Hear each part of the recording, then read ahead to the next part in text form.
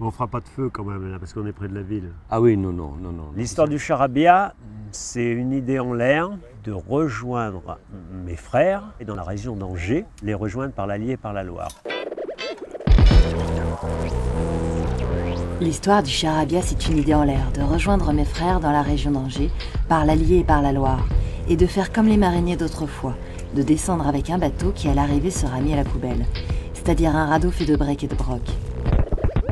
Voilà l'idée de départ.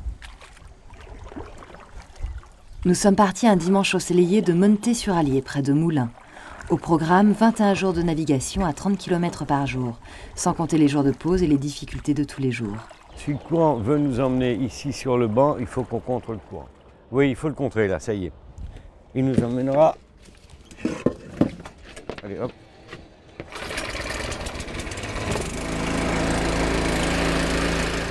Aujourd'hui, le vent est défavorable. Obligé d'utiliser le moteur pour ne pas reculer. Ça y est, ça commence. Passe-t-on à droite, passe-t-on à gauche, au milieu, ça passe pas. On s'est connus par le biais de nos femmes, et c'est vrai qu'on partage les mêmes passions. La voile, l'aventure et les jeux de l'enfance. Ce n'est pas un hasard si on nous appelle aujourd'hui les Tom Sawyer. Ça y va, ça y va, ça y va, il ne m'emmène pas dans les rochers. Quoique. Oh, allez, reste ici, charabia.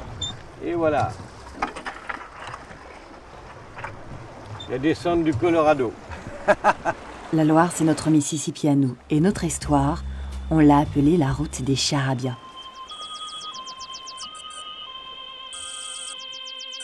Les gens d'Auvergne fabriquaient des bateaux en bois et ils descendaient les marchandises jusqu'à Nantes. Et ces gens parlaient auvergnat, donc les gens de Nantes ne comprenaient pas toujours ce qu'ils disaient.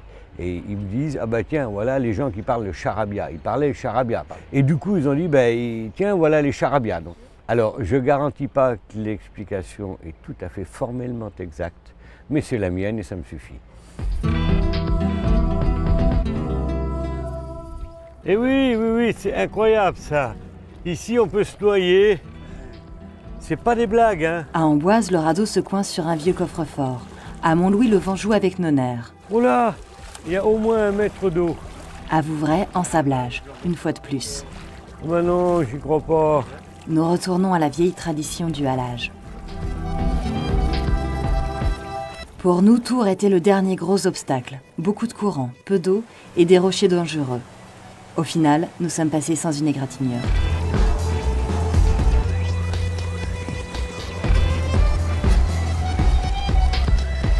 Après 21 jours au fil de l'eau, nous arrivons à Chefs-sur-Sarthe, 25 km après Angers.